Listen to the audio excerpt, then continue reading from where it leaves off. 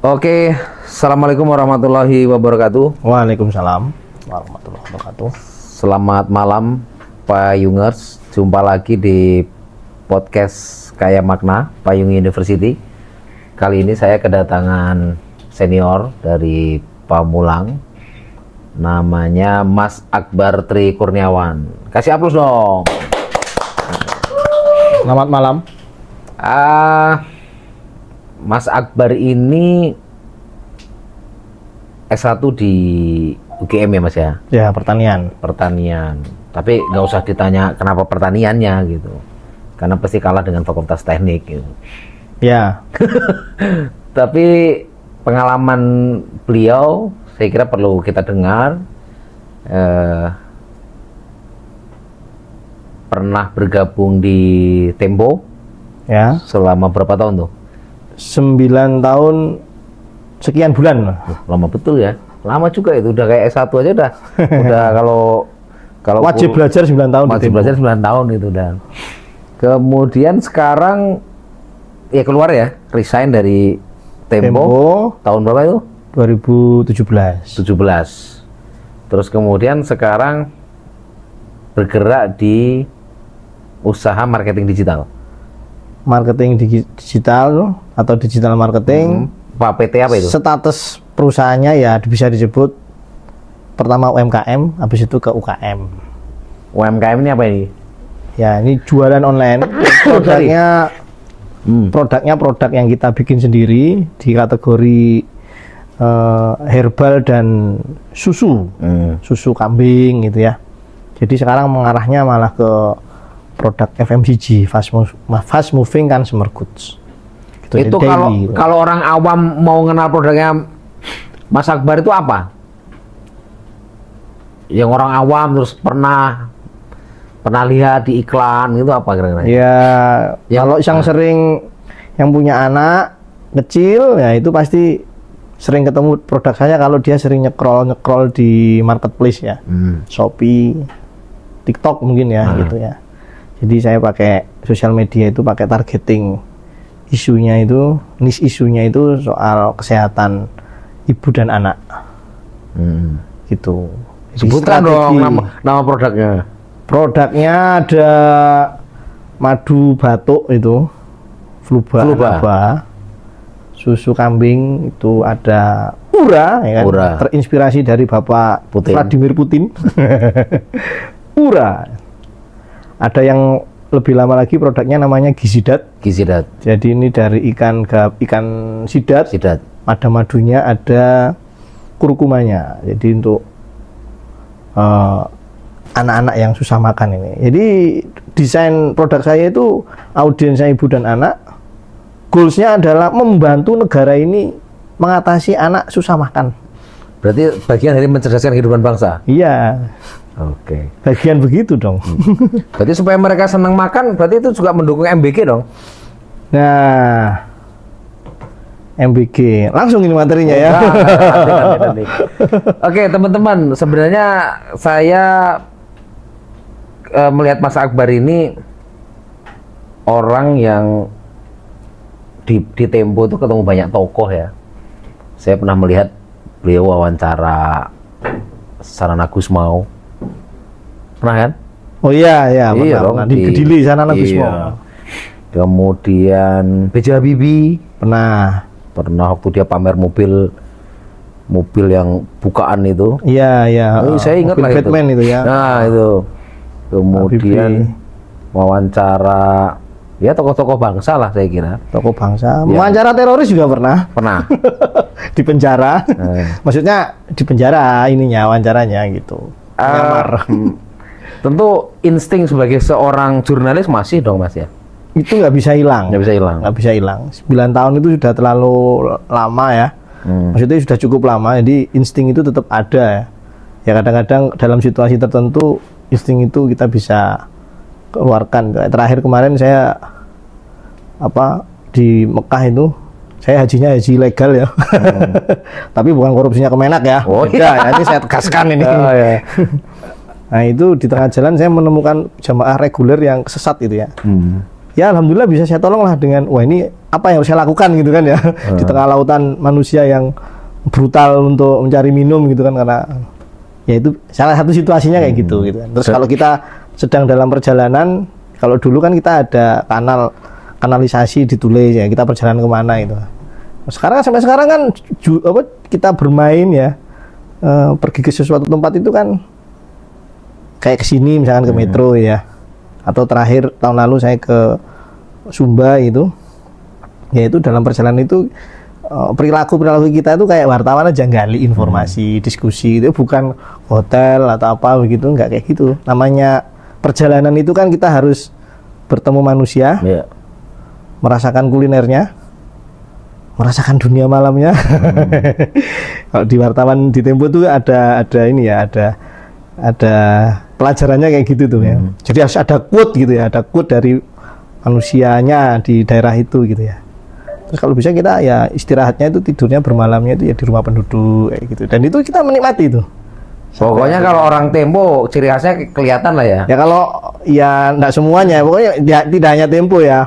Orang kalau memahami sebagai jurnalis, senang dengan dunia jurnalistik, dengan pekerjaan jurnalisme itu ya akan berimbas pada banyak hal di kehidupan pribadinya gitu. Gitu. Saya paling sering itu kalau mengomentari tulisan-tulisan yang typo, yang salah di penempatan sebagai preposisi, sebagai keterangan tempat, ini kok nggak dipisah gitu ya. Iya, itu bahkan yang paling fenomenal itu adalah 2 hari presiden sampai manusia bawah itu sudah tidak bisa membedakan mengubah dan merubah. Semuanya merubah apa ya? Merubah ini menjadi rubah ya kan? Salah satu fenomena. Itu gara-gara Tempo tuh kayak gitu tuh. Dan itu pejabat-pejabat publik itu presiden iya. Jokowi, SBY itu paling kita merubah itu. Padahal benar kan mengubah. Nah, itu. Ya bodo amat kalau disebut, bahkan istri saya nyebutnya alah gitu aja dikomentarin gitu. Tapi bagi ini merawat bahasa bos. Bagi orang-orang Tempo itu sangat. Bagi saya nggak tahu kalau orang Tempo yang lain kan ada beda-beda juga. Menarik.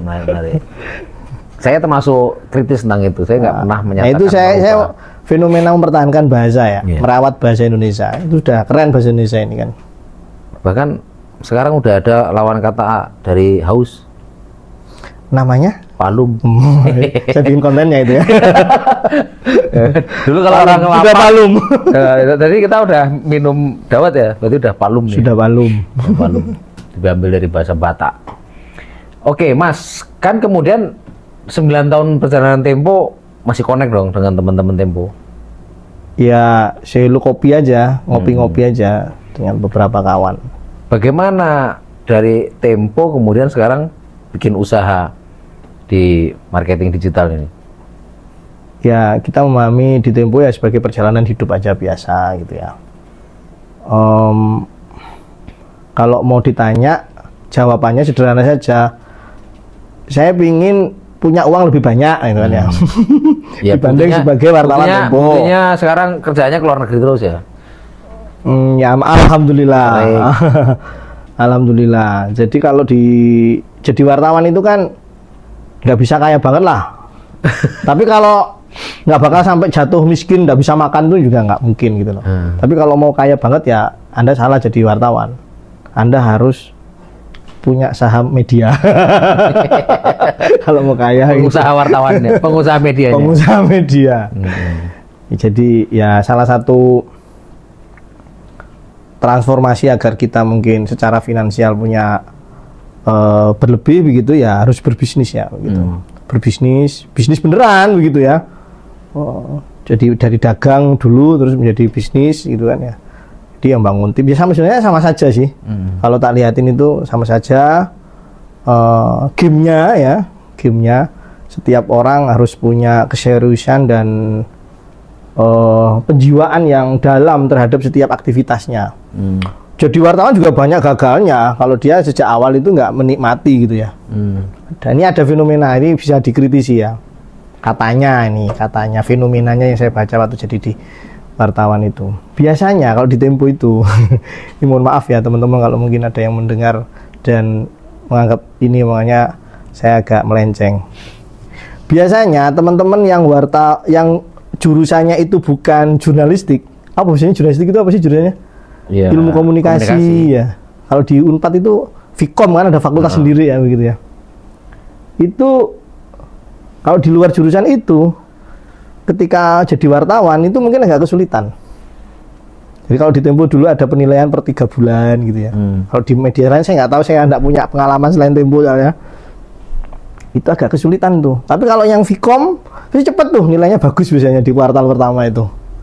Nah, tapi begitu kita sudah melewati, saya bukan yang lulusan Vkom ya, bukan lulusan ilmu komunikasi, saya pertanian. Nah, begitu melewati angka 36, lulus 1 tahun gitu ya, dinyatakan lulus jadi reporter begitu. Nah, itu justru teman-teman yang berasal dari non fakultas ilmu komunikasi itu mampu beradaptasi dengan cepat, karena dia mampu memahami masalah-masalah per sektor. Kayak saya gitu, mungkin akan lebih cepat memahami sektor pangan gitu ya. Karena mata kuliahnya juga jejaringnya gitu ya. Nah, mulai teman-teman Vkom yang kesulitan tuh. Gitu, karena dia di kuliahnya kan jurusannya ilmu komunikasi. Dan kita, sedangkan wartawan kan disuruh nulis banyak hal itu kan, ada yang sektor energi, saya kebetulan di Des Ekonomi, sektor pangan, terus apa lagi? Ya saya juga pernah di hukum juga, maksudnya di Des Hukum ya, bukan di hukum, di Des Hukum. Nama berapa bulan waktu itu ya, 3 atau 6 bulan gitu. Metro itu soal isu itu dipengaruhi oleh kefakultasan atau memang ada perjalanan lain, misal sampai dibentuk leadership oleh organisasi? Ya, maksudku gini, tadi kan kita lagi ngomongin setiap pekerjaan itu kita harus menjiwai gitu ya, di situ kan. Jadi ya serius, jadi wartawan ya bisa juga jadi begitu loh. Tapi di tengah perjalanan awal-awal itu kan juga banyak yang anak Ilkom sendiri juga, oh ternyata passionnya bukan di jurnalistik, di humas misalkan, kan ada beda-beda kan. Jadi PR gitu kan ada juga begitu. Nah, kalau soal leadership dan sebagainya, saya kira hari ini itu makin tajam ya, makin dibutuhkan ya, karena fenomena untuk menjadi entrepreneur, kemandirian, bahkan mungkin sekarang dituntut untuk multitasking.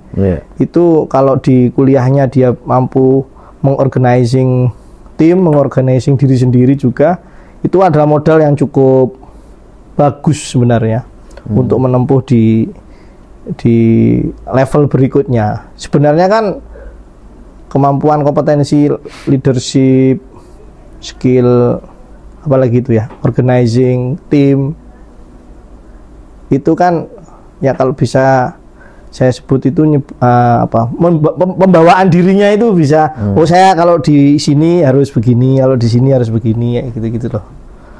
Itu menurut aku penting ya kan.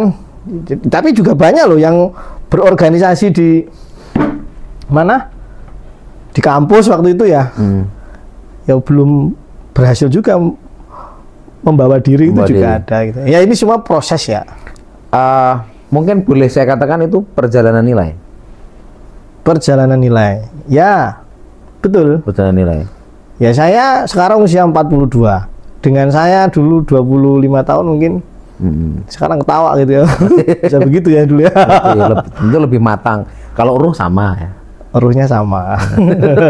Tapi soal jangan arah ke sana ini. Ya, tapi soal kebijaksanaan, kematangan berpikir itu. Yang paling kentara itu anak. Di usia 26 saya punya anak pertama. Di usia 38 saya punya anak keempat. Oh, beda banget itu. Beda banget. Cara berkomunikasinya. Iya. Cara menghadapinya. Kita harus minta maaf sama anak pertama.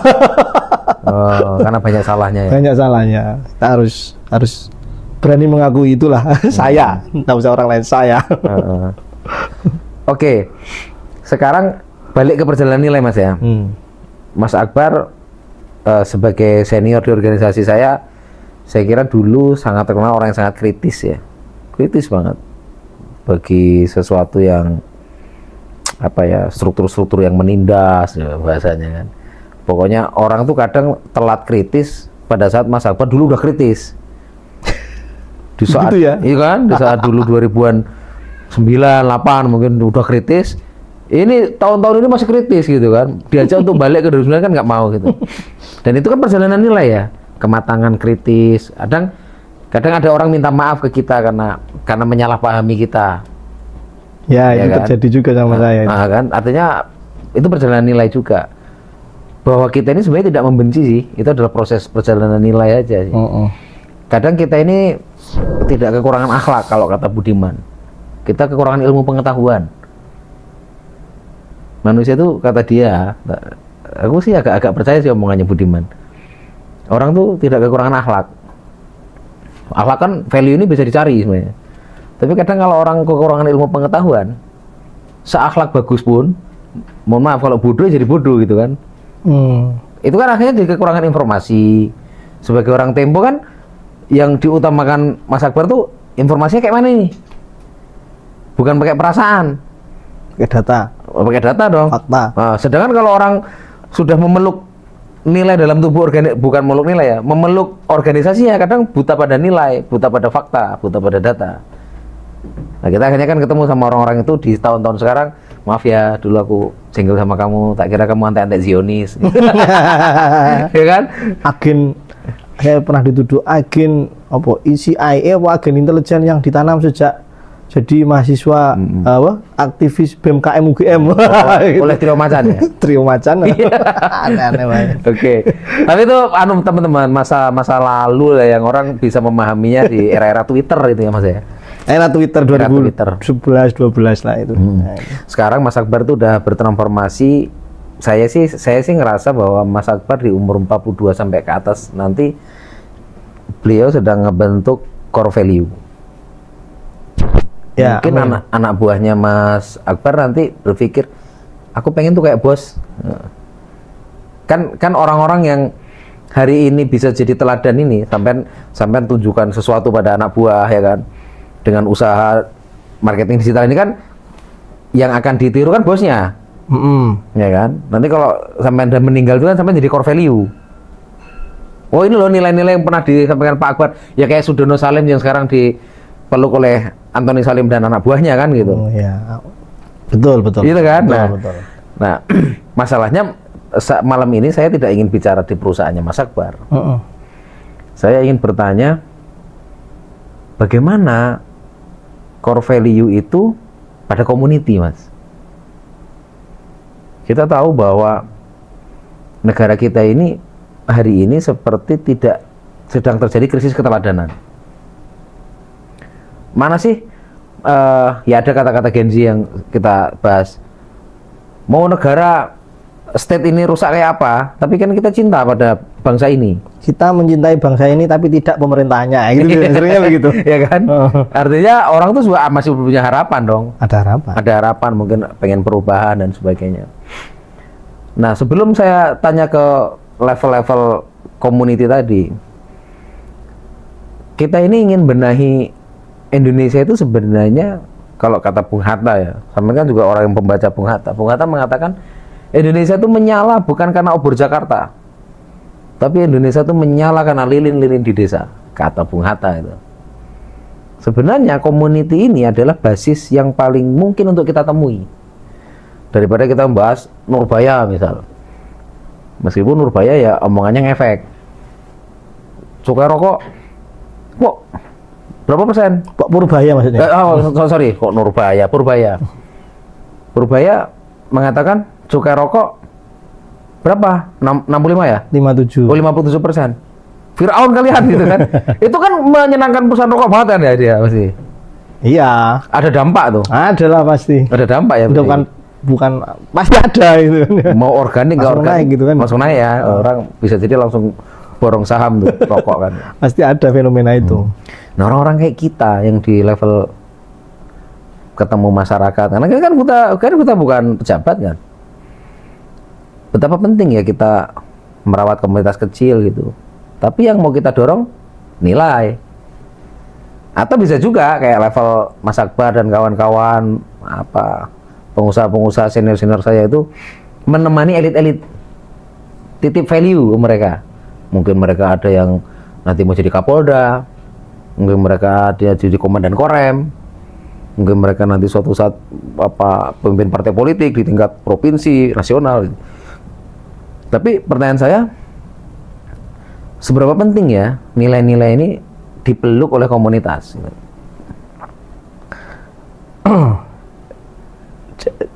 menggambarkannya begini ya. Sekarang ini institusi yang paling banyak melahirkan pemimpin negeri ini, itu yang pertama tidak bisa debat kita, nggak usah perlu berdebat. TNI. TNI menanamkan value apa? Ada kan? Jelas kan value-nya, bagaimana mendidik tentara itu kan ya, disiplin, tanggung jawab, wah macam-macam lah ya, kerja keras dan sebagainya. Banyak dari TNI kita yang Pak SBY, Pak Prabowo hari ini begitu kan, Pak Harto begitu ya. Nah, itu kan wadahnya itu TNI itu kan ya.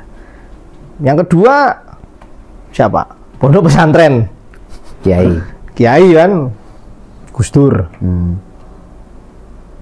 Terus mungkin setelahnya kampus ya. Aktivis, organisasi mahasiswa. Nah, itu kan HMI. Ya, HMI. HMI udah ada jadi presiden loh. Hampir.